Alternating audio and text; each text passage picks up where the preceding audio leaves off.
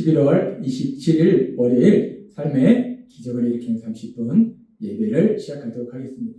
하나님께서 오늘 우리에게 주신 말씀은 에베소서 6장 10절에서 18절까지 말씀입니다. 이 말씀 제가 봉독하도록 하겠습니다. 끝으로 너희가 주 안에서와 그 힘의 능력으로 강건해야지 마귀의 관계를 능히 대적하기 위하여 하나님의 전신 갑주를 입으라. 우리의 씨름은 혈과 육을 상대하는 것이 아니요 통치자들과 권세들과 이 어둠의 세상 주관자들과 하늘에 있는 악의 영들을 상대합니다. 그러므로 하나님의 전신갑주를 취하라. 이는 악한 날에 너희가 능히 대적하고 모든 일을 행한 후에 서기 위함이라.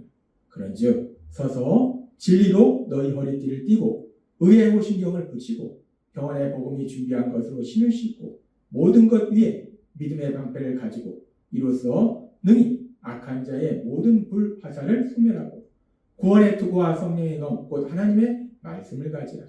모든 기도와 간구를 하되 항상 성령 안에서 기도하고 이를 위하여 깨어 구하기를 항상 힘쓰며 여러 성도를 위하여 구하라. 아멘. 오늘 이 시간 하나님께서 우리에게 주신 말씀을 듣기 전에 잠시 기도하는 시간 갖도록 하겠습니다. 전능하신 하나님 아버지 감사합니다. 오늘도 저희를 만나주시고 저희에게 말씀해 주심을 위해서 우리가 이 세상을 살아갈 때 우리 혼자 이 땅을 살아가는 것이 아니라 저희를 사랑하신 하나님, 그 하나님이 언제나 저희와 함께 하시고 저희의 삶 속에 능력으로 역사하시는 믿음으로 담대하게 이 땅을 살아갈 수 있도록 은혜 베풀어 주시니 감사합니다. 예수님의 이름으로 감사하며 기도드리옵나이다. 아멘. 하나님께서는 우리에게 말씀해 주셨습니다. 우리가 이 땅 살아갈 때에 우리 눈에 보이지 않는 악한 사단이 사람들을 공격하고 특별히 예수님을 믿는 우리도 공격하는데 그 악한 사단이 우리 눈에 보이지 않기 때문에 그 악한 사단이 우리를 공격하는 것이 무엇인지 우리는 알지 못한다는 거예요. 그래서 하나님께서는 그 악한 사단의 공격 방법에 대해서 하나하나 말씀해 주시면서 악한 사단의 공격 방법 중에 하나는 거짓말로 사람들을 속여서 미혹하는 것, 엉뚱한 일에 여심을 내도록 만드는 것이 있다라고 말씀하셨습니다. 그래서 그렇게 악한 사단이 미혹하는 것 중에 첫 번째는 구원의 방법을 미혹하는 것이고 악한 사단이 미혹하는 것 중에 두 번째는 지난번에도 말씀해 주신 것처럼 우리가 이제 하나님을 믿음으로 하나님의 말씀을 들을 때 그 말씀을 삶 속에 실천하는 그 일에 우리가 열심을 해야 되는데 말씀을 들었으면 이 말씀을 삶 속에 실천해야지 성령님의 도우심을 실천하는 데 열심을 해야 되는데 엉뚱한 일, 가르치는 일, 그 말씀을 기준으로 사람들을 비판하고 정죄하는 일에 열심을 내도록 미혹하더라는 거예요. 그렇게 악한 사단이 우리를 미혹하는데 오늘도 계속해서 그 악한 사단이 그럼 또 어떤 부분을 미혹하는가? 그 악한 사단이 미혹하는 것에 대해서 또 다른 부분을 말씀해 주세요. 하나님께서 우리에게 말씀하실 때 에베소서 5장 18절은 이렇게 말씀하셨습니다. 술 취하지 말라. 이는 방탕한 것이니 오직 성령으로 충만을 받으라 라고 말씀하셨습니다. 이 말씀은 단순히 술을 먹지 말라라는 말씀이 아니라는 거예요. 물론 예수님을 믿는 우리가 술을 멀리해야 되는 거 맞습니다. 근데 단순히 술을 멀리해라 라는 차원의 말씀이 아니라 더 깊이 들어가서 술을 통해서 사람들과 좋은 관계를 맺고 그래서 세상에서 성공하려고 형통하려고 하는 그런 식으로 살지 마라. 그러니까 세상적인 방법으로 성공하려 하지 마라. 세상적인 방법으로 형통한 삶을 살려고 하지 마라. 세상적인 방법으로 살지 마라 라는 말씀이라요. 술 취하지 말라 라는 말씀은 세상적인 방법으로 살지 말라 라는 말씀이라는 거예요. 그런데 왜 사람들이 세상적인 방법으로 삽니까? 그 명확한 이유에 대해서 에베소서 2장 2절은 이렇게 말씀합니다. 그때에 너희는 그 가운데서 행하여 이 세상 풍조를 따르고 공중의 권세 잡은 자를 따랐으니 곧 지금 불순종의 아들들 가운데서 역사하는 영이라 라고 말씀합니다.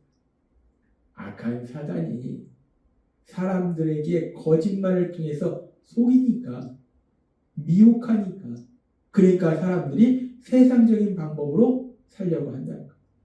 사람들이 세상적인 방법으로 사는 것은 결국 악한 사단의 미혹이에요. 거짓말로 속여서 이렇게 사는 거야 라고 사단이 속이니까 사람들이 그 사단의 거짓말에 속아서 세상적인 방법으로 살더라는 거예요. 그런데 하나님께서는 분명히 우리에게 말씀하십니다. 이 세상을 만드신 분이 하나님이시오. 지금도 이 세상을 다스리고 계시는 분이 하나님이시고 이 세상 속에서 능력으로 역사하시는 분이 하나님이시기 때문에 그 하나님은 우리에게 분명히 말씀하실 때 너무나 중요한 진리를 말씀하실 때 여호수아 1장 8절은 이렇게 말씀합니다. 이 율법책을 네 입에서 떠나지 말게 하며 주야로 그것을 묵상하여 그 가운데 기록한 대로 다 지켜 행하라. 그리하면 너의 길이 평탄하게 될 것이라 너가 형통하리라 라고 말합니다. 하나님은 이 세상을 만드셨고 이 세상을 다스리고 계시기 때문에 우리가 이 땅 가운데 평탄한 삶, 형통한 삶을 살기 위해서 무엇을 해야 되는지를 명확하게 말씀해 주실 때에 하나님은 하나님의 말씀, 그 말씀을 듣고 지키라는 거예요. 그 말씀을 듣고 지키면 하나님이 능력으로 역사하셔서 우리의 삶을 평탄하게 하시고 형통한 길로 인도하신다라고 말씀한다. 그렇게 하나님은 분명하게 우리가 이 땅 가운데서 살아갈 때 형통한 삶을 살 수 있는 비결에 대해서 분명하게 말씀해 주셨고 하나님의 말씀을 듣고 실천하는 것임을 말씀해 주셨는데 그런데 악한 사단은 우리가 형통한 삶을 누리지 못하도록 참된 행복을 누리지 못하도록 하기 위해서 우리를 공격할 때 이렇게 세상적인 방법, 그 세상적인 방법으로 살아가도록 세상적인 방법으로 사는 거에 열심을 내도록 미혹하더라는 거예요. 그렇게 악한 사단이 우리를 미혹하는 것 중에 하나는 그렇게 세상적인 방법으로 살아가도록 미혹한다는 거예요. 악한 사단은 사람들이 세상적인 방법에 열심을 내도록 미혹한다는 겁니다. 그렇게 악한 사단이 사람들을 세상적인 방법으로 살도록 미혹하는 그런 많은 일들을 우리는 성경의 말씀을 통해서 볼 수 있는데 그런 사단의 미혹 중에서 오늘 우리가 생각해 볼 수 있는 것은 하나님을 믿던 이스라엘 민족, 이 남유다의 왕이었던 아사왕 시절에 북이스라엘이 이 남유다를 공격합니다. 그랬을 때 하나님을 믿던 남유다의 왕이었던 아사왕이 어떻게 그 북이스라엘의 공격에 대해서 대처하는가? 우리는 성경의 말씀을 통해서 아사왕이 어떻게 했는지를 알 수 있는데 역대하 16장 1절부터 이렇게 말씀합니다. 아사왕 36년에 이스라엘의 바하사왕이 유다를 침략하여 아사왕이 거주하는 예루살렘의 출입로를 차단하기 위해서 라마를 요새화하기 시작하였다. 그러자 아사는 성전과 궁전에 있는 금과 은을 모아 다마스커스에 있는 시리아의 베나단 왕에게 보내며 이런 전가를 보냈다. 내 아버지와 당신의 아버지가 동맹을 맺었듯이 당신과 나 사이에도 동맹을 맺읍시다. 내가 보내는 이 은과 금은 당신에게 드리는 선물입니다. 이제 당신은 이스라엘의 바세 왕과 맺은 동맹을 끊고 그가 우리 영토에서 철수하게 해주십시오. 베나단은 아사왕의 요구에 응하여 군 지휘관들을 보내 이스라엘을 치도록 했는데 그들은 이온, 단, 아벨마임 그리고 납달리에 있는 모든 보급 창고를 습격하였다. 이 소식을 들은 이스라엘의 바하세 왕은 라마성 건축을 중단하고 그 공사를 포기해 버렸다. 지금 이 말씀에 보면은 이 남유다 왕이 북이스라엘이 남유다를 공격하니까 이 문제에 대해서 대처하기 위해서 어떻게 했는가? 자신의 궁전과 성전에 있는 은과 금을 다 모아서 지금 그 당시 강대국인 시리아의 베나단 왕에게 보내더라는 거예요. 그래서 그에게 도움을 구하더라는 거예요. 그래서 이 문제를 해결합니다. 그런데 이렇게 아사 왕이 자신의 생각과 자신의 힘과 자신의 노력으로 자신이 가지고 있는 물질을 가지고 이 문제를 해결하는 모습을 보신 하나님께서 이 아사 왕에 대해서 뭐라고 말씀하시는가? 역대하 16장 9절은 이렇게 말씀합니다. 여호와의 눈은 온 땅을 두루 감찰하사 전심으로 자기에게 향하는 자들 위하여 능력을 베푸시나니 이 일은 왕이 망령되이 행하였은즉 이후부터는 왕에게 전쟁이 있으리이다. 하나님은 이런 북이스라엘을 공격하는 이런 위기 상황 속에서 아사 왕이 자신의 생각과 자신의 힘과 자신의 노력으로 자신이 가진 물질로 이 문제를 해결했어요. 그걸 보고서 하나님이 야 잘했다. 네가 네 힘과 노력으로 능력으로 이 문제를 해결했네? 기특하네? 라고 하나님이 칭찬하시지 않더라는 거예요. 하나님이 이 아사 왕한테 말씀하실 때 너가 망령되이 행했다. 잘못 행했다.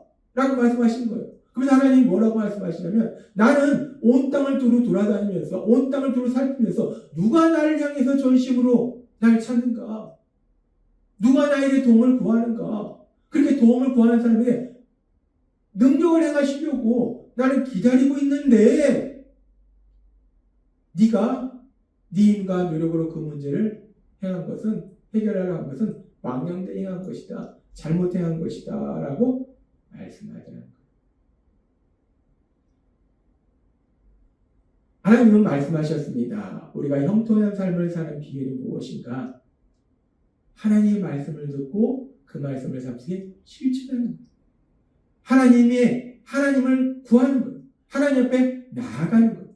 그런데 지금 아사왕은 하나님께 나아가고 하나님의 도우심을 구하는 것이 아니라 자기 힘과 노력으로, 능력으로 자기가 가진 물질로 문제를 해결하려고 했던 거예요.